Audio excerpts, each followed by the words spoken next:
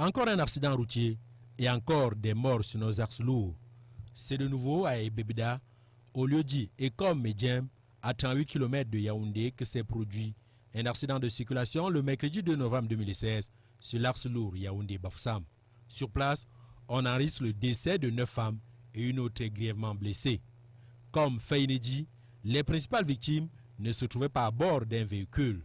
Elles s'employaient à regagner leur domicile après avoir assisté à la prière lorsque, au détour d'un virage, un véhicule de marque Toyota s'est loupé et a foncé droit vers le groupe de femmes. Cet accident, qui s'est produit vers 10h30 le matin, a transformé une séance de prière toute gaie en une séance de malheur tout triste. Sur la nationale numéro 2, Yaoundé-Bafoussam, c'est encore la stupeur pour ceux qui continuent d'accourir sur les lieux du drame. Ces jours, les accidents de la circulation se suivent et se multiplient en cascade avec au bout du compte toujours des morts d'hommes. La sonnette d'alerte mérite d'être tirée pour inciter à plus de prudence et de respect du code de la route par tous les usagers de la route à l'avenir.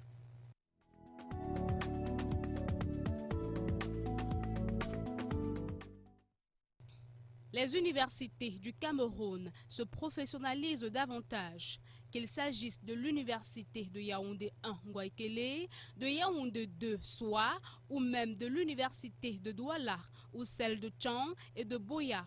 De nouveaux masters et licences professionnelles sont de plus en plus validés. Il s'agit par exemple de licences et masters professionnels en ingénierie juridique, des licences professionnelles en industrie minière agricole, des masters professionnels en biodiversité, en droit et pratique, des contentieux administratifs et bien d'autres proposés dans ces universités.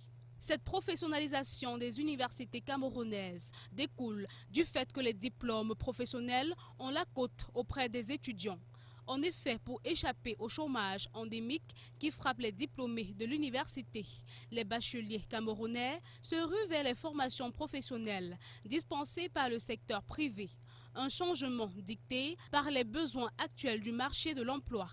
Alors, les universités camerounaises, dans la logique de mieux insérer les étudiants dans le monde de l'emploi, créent de nouvelles filières afin de former des ingénieurs et techniciens qui seront directement recrutés et insérés dans les industries minières, agricoles, des laboratoires, entre autres. Une formation professionnelle avec en perspective la possibilité de trouver rapidement un emploi.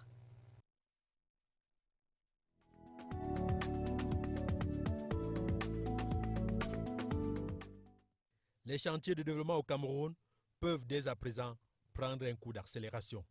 Ceci à la suite de la signature de la troisième phase du C2D, entendez contrat des endettements en développement, qui dote le Cameroun d'une enveloppe de 400 milliards de francs CFA. Ce document a été paraphé par Lupol Motazé, le ministre de l'économie, de la planification et de l'aménagement du territoire côté camerounais, et par André Valini, le secrétaire d'État chargé du développement et de la francophonie côté français. Cette troisième phase du C2D va s'étaler de cette année 2016 jusqu'en 2025. Les priorités seront axées sur les défis de la croissance, de la création des emplois, le soutien aux couches vulnérables, aux zones délaissées. Les secteurs clés seront ceux de l'agriculture, de l'élevage, des travaux publics, des infrastructures, de l'habitat, des finances et de la jeunesse. Au-delà du bon partenariat entre la France et le Cameroun, c'est le développement global qui gagne en maturité.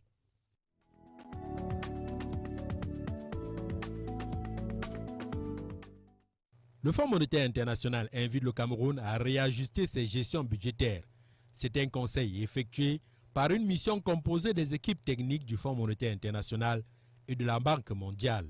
À leur côté, une équipe de notation de l'agence internationale Fitch Ratings. Le Cameroun, qui est dans la dernière phase d'arbitrage sur les projets du budget 2016 à finaliser et du budget 2017 à préparer pour entamer, est observé avec attention par le Fonds monétaire international et la Banque mondiale. Avec les difficultés connues par le secteur économique du Cameroun, avec la chute du baril du prix du pétrole, il est question d'ajuster pour mieux équilibrer. Le Cameroun, qui veut engager d'autres chantiers, a été invité par les institutions de Bretton Woods à redresser d'abord son économie en valorisant les autres acquis déjà réalisés comme projet à base de prêts pour ne pas être plus endettés que jamais à force de prêter pour réaliser des projets sans véritablement finaliser les premiers. Le Cameroun, dans le viseur du FMI de la Banque mondiale, est donc plus droit comme une aiguille sur le plan de la gestion et de l'équilibre de son économie.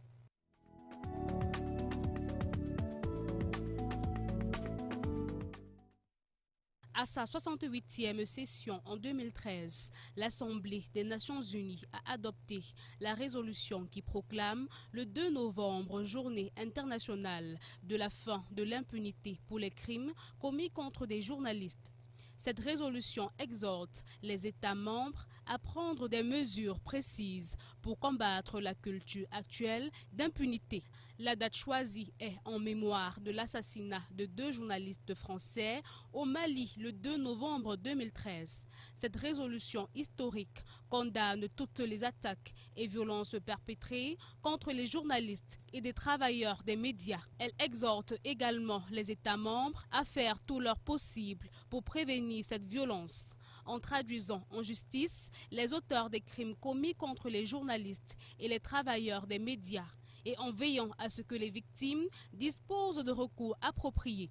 Elle demande en outre aux États de promouvoir un environnement sûr et propice dans lequel les journalistes puissent effectuer leur travail de manière indépendante, sereine et sans ingérence indue. Au cours de la dernière décennie, plus de 800 journalistes ont été tués pour avoir voulu couvrir des événements et informer le public. Et dans 9 cas sur 10, les meurtriers sont restés impunis. Une impunité qui aggrave davantage les assassinats et crimes commis à l'endroit des journalistes.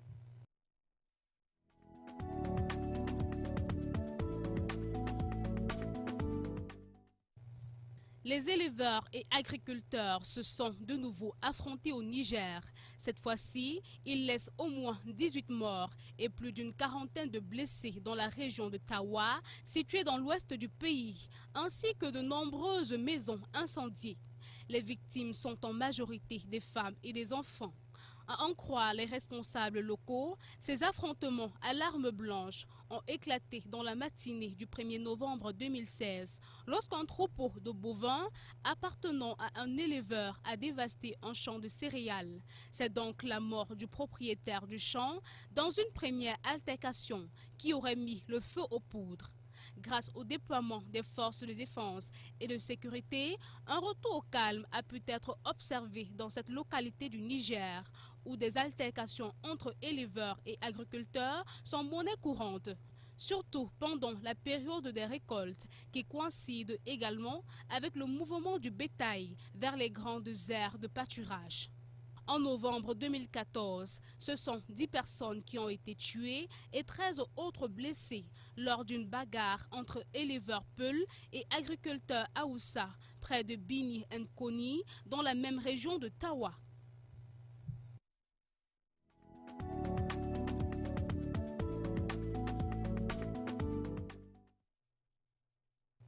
Pour sa deuxième sortie qualificative aux éliminatoires de la Coupe du Monde Russie 2018, Hugo Broos a finalement rendu public sa liste pour affronter la Zambie le 13 novembre prochain à Limbe. Parmi les 23 joueurs convoqués, l'on note la présence de Fabrice Ondoa du FC Séville, André Onana Diasembe du FC Nancy, Gandu, Nicolas Nkoulou, Aurélien Chedjou du Galatasaray, Oyongo Bitolo d'Impact de Montréal, Alagnon, Faye Collins, Mohamed Dieté, Henri Bedimo Issamé. Au niveau de la charnière défensive, l'on note le retour de Tenke Adolphe, absent des 2 dernières rencontres. Dans la même lignée, Djoum et Constant Mandjek ont été reconduits. Sébastien Siani au milieu de terrain, Sali Edgar, Eri Marcin Choupo-Moting, Vincent Boubacar, Benjamin Mukonjo, Kale Kambi Toko, Aban Anatole, Ditambe et J. Clinton pour la ligne d'attaque. Dans cette ligne d'Hugo Broos, l'on note l'absence des joueurs locaux et la grosse surprise, c'est l'absence de Franck Homme, qui depuis son seulement 2 ans est présent dans le schéma tactique d'Hugo Broos. Donc les 3 gardiens. Donc dans ce sens-là, pourquoi changer, pourquoi aller chercher encore des autres? Comme j'ai dit aussi, je pense que la première fois, le plus important pour moi, parce que ce sont des premiers matchs, on n'a pas beaucoup de temps, je n'ai pas beaucoup de temps d'aller voir tous ces joueurs-là. Donc le plus important, c'est de tenir la barre. Pour cette deuxième journée éliminatoire de la Coupe du Monde de Russie 2018, le Cameroun accueille à Limbé la Zambie. Un adversaire pas de moindre. En attendant d'entrer en stage, Hugo Bros affûte les armes afin que le calendrier de préparation soit rendu dans les délais.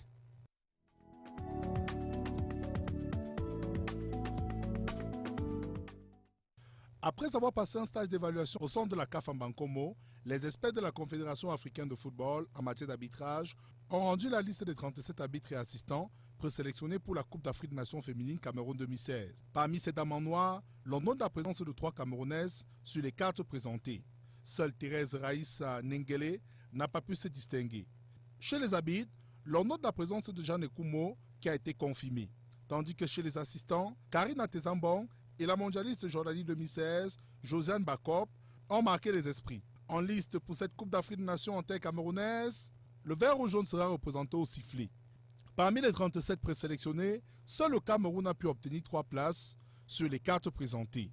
À quelques jours du kick-off, les lions du sifflet sont sereines et espèrent marquer leur passage de la plus belle des manières, afin que l'arbitrage camerounais fasse tache d'huile lors de cette compétition en terre camerounaise.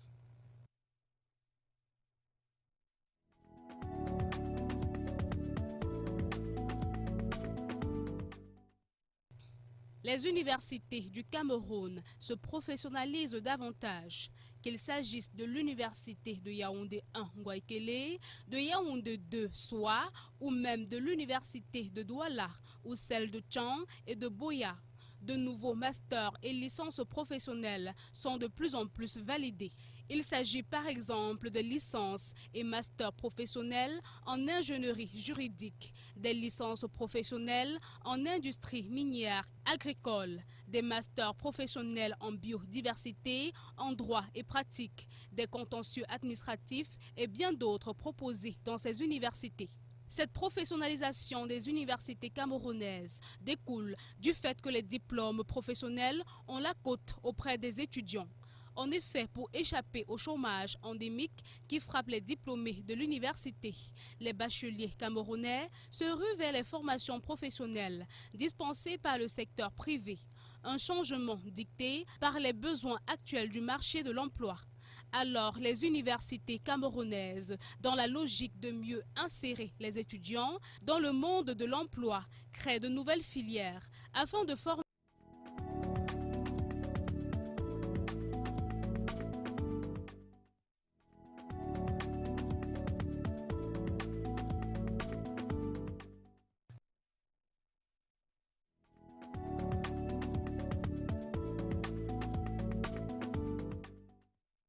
The professionalization of the higher education sector in Cameroon via the establishment of a permanent partnership between the universities and business enterprises is a preoccupying issue which needs concretization.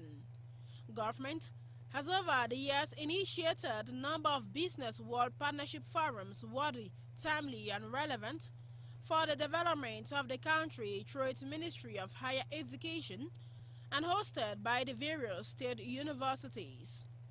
During such gatherings, students were drilled on the importance of professionalization by being close to the community, as both parties need to live in synergy. More professional programs have over the years been instituted throughout state universities to give more meaning to the community factor. Fishery and agricultural projects already functional in some of these institutions pave the way for more professionalization. It permits for the training of experts from the field and various communities to do fishing and integrated farming consisting of poultry, piggery and more. Going by the principle of one student, one job and one enterprise, the Ministry of Higher Education is bent on making the Cameroonian economy blossom. Varsity graduates are encouraged to not only seek for jobs but create more opportunities after being trained through such professional programs.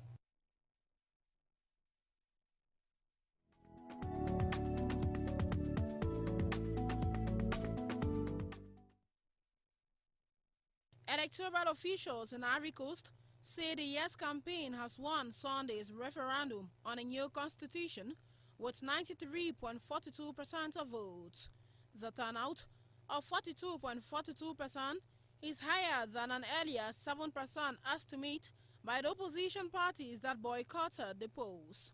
Backed by President Alassane Ouattara, the change scraps a requirement that both parents of presidential candidates must be native-born Ivorians.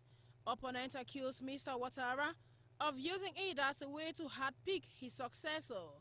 In the lead-up to the referendum, there were street protests by opposition supporters against the constitutional reforms.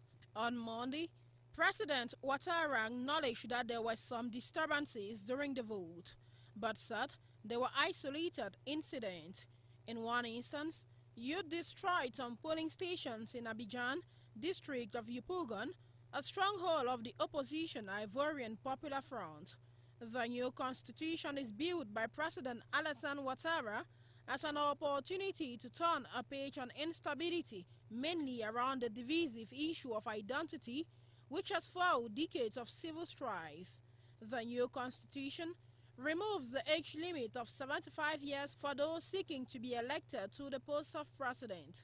Mr. Ouattara will be over the current age limit at the end of his current term. Initially, some of his critics accused him of trying to stay in power himself, but the draft retains a ban on third terms so he cannot seek re-election.